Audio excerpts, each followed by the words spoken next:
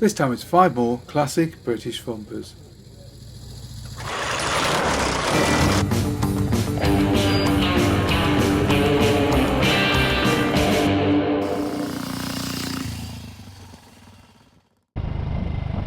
Oh, the big one long 4-stroke thumper. Is there any motorcycle that is more British than that? If there is, I don't know. And of course, over the years, most British companies did produce big single-cylinder thumpers. On this video we're just going to show 5 of them, but don't worry if your favourite big single isn't included this time. I'm sure we'll be getting round to making another video on these machines at a later date, and it may well be included then. Because when it comes to big singles and British bikes, there's a hell of a lot to choose from. But for a start, here's 5 classic big British thumpers. The HRD HD90.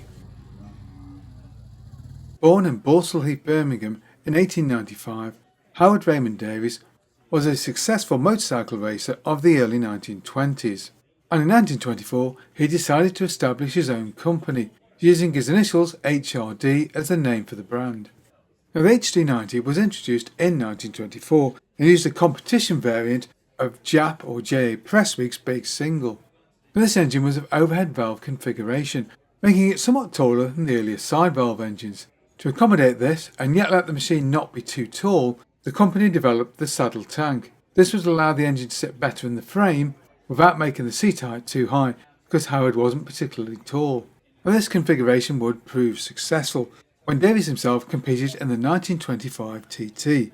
In the junior race he would finish second, but he would go on and win the senior TT, being the only person to win a TT race on a motorcycle of his own manufacture. And Davies would capitalise on the success by introducing the HD75, a standard road-going version of the overhead valver, with a claimed top speed of, yes you guessed it, 75 miles an hour. This model was introduced in 1926, and the company's success would be further followed up by Freddie Dixon's second place in the 1927 Senior TT. But unfortunately the company was not well financed, and in 1928 it would call in the official receiver, and the receiver would sell the company on to Ernest Humphreys at OK Supreme, and Humphreys would then sell the tooling and patents on to Phil Vincent for the princely sum of £450 in 1928. Phil of course would then go on to form the Vincent HRD company. The Vincent Comet.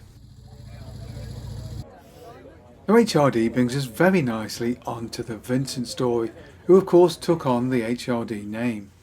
Now Vincent's Phil Irving designed singles first appeared as the prototype Series A in the late 30s, which was refined into the production Series B. However, Irving would use the layup brought about by World War II to completely redesign the engine into the Model C, and this is a total reworking of the earlier motor. The new engine incorporated a canted forward cylinder with aluminium barrel and head. The camshaft was mounted high, and the engine was of 499 cc's, which was available in a variety of states of tune, including the 35 horsepower Grey Flash Racer, famously used with some success by young John Surtees, who was at that time an apprentice at the factory. The engines of the standard roadster models were somewhat less powerful, although the later models did share some components with the Vincent Black Shadow V-twins, although they weren't polished and tuned in the way that the bigger engine was. And the single cylinder range also differed in its use of Berman gearboxes. The chassis however was very similar to the bigger bikes, using the Gerdrolic forks and that unique swinging arm system which have a very familiar appearance to any owner of early 80s Yamahas. With 28 horsepower at 5,800 RPM, the Comet was a fine sporting single, but unfortunately the financial problems within the company meant that production would end prematurely in 1955.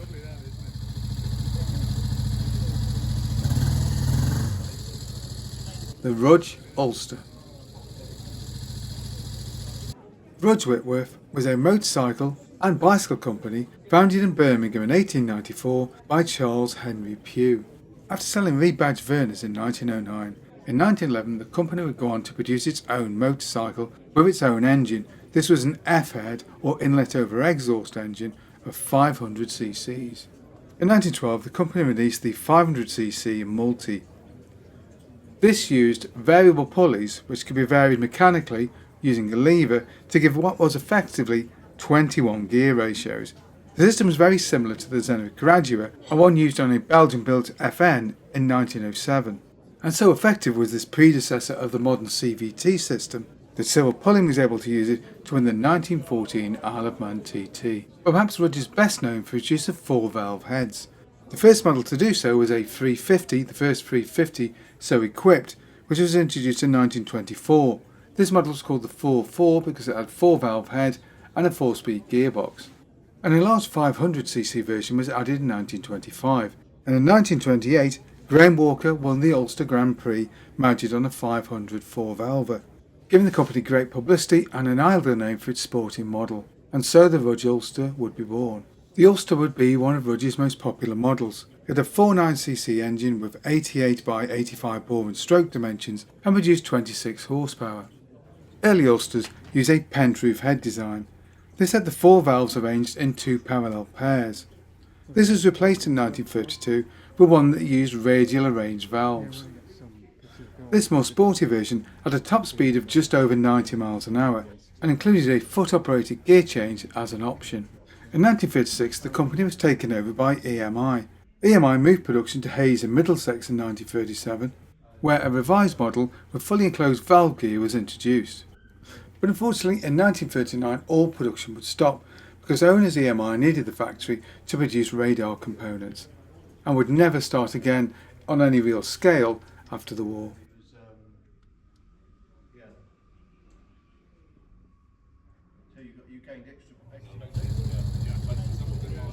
The Sunbeam.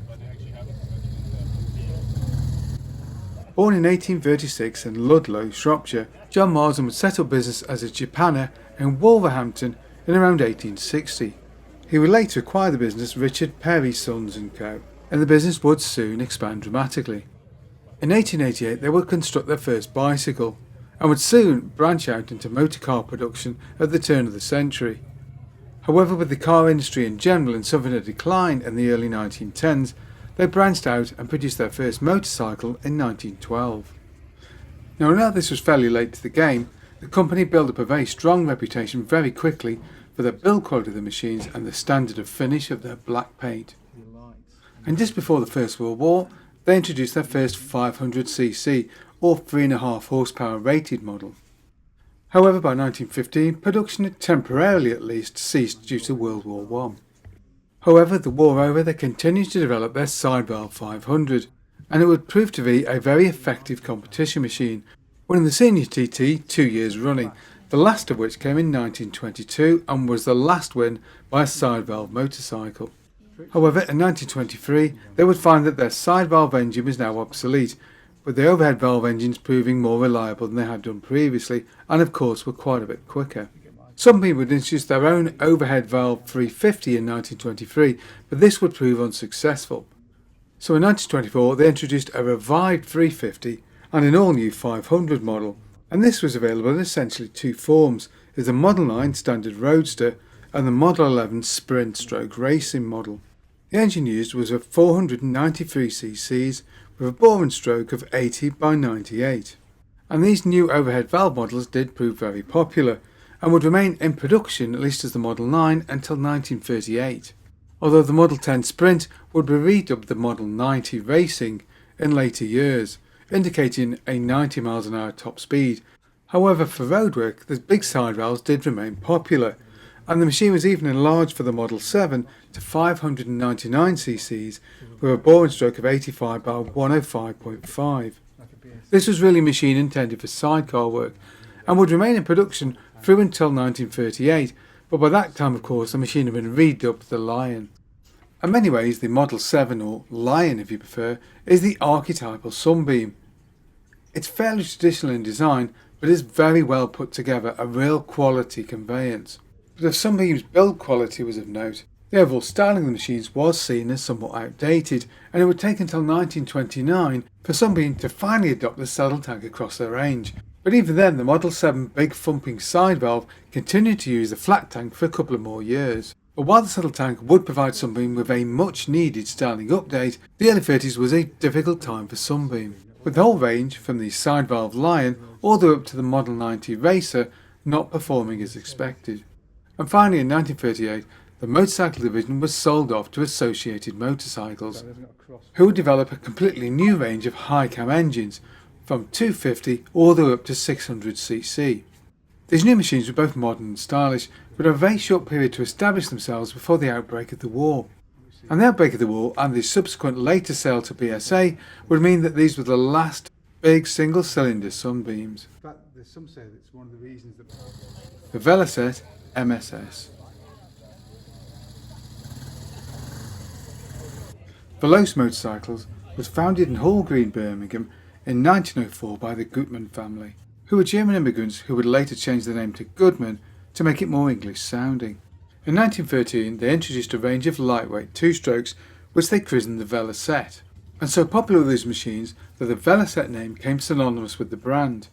And in fact people didn't recognise the Veloce name as the same company, forcing them to use the Velocette name across the range. Incidentally, the little two-strokes were some of the first machines to use throttle-controlled oil pumps, beating Suzuki by many decades. Now, the Velocette MSS was introduced in 1935 and was based on the earlier 250 and 350 models.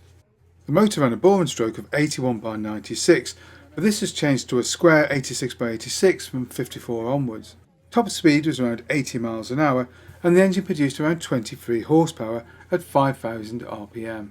The frame is of braze lug construction, but is very narrow and weighs in at just 170 kilos or 375 pounds dry. The engine may be overhead valve, but the cam is placed very high in the engine, so push rods are fairly short, allowing for high levels of RPM and therefore ideal for tuning. Owners of course quickly realised this and began to tune the engine for racing.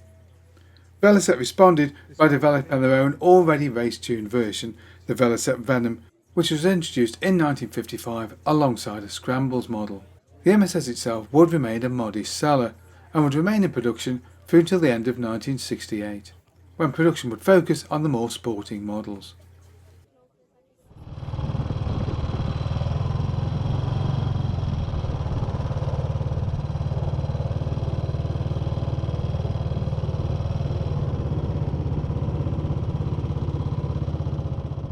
What other groups of bikes or single bikes would you like to see us do a video on? Perhaps you've got a bike we can use for a test ride. Either way, get in touch below. Hope you enjoyed that video. If you did, don't forget to like and subscribe, and of course, thank you very much for watching.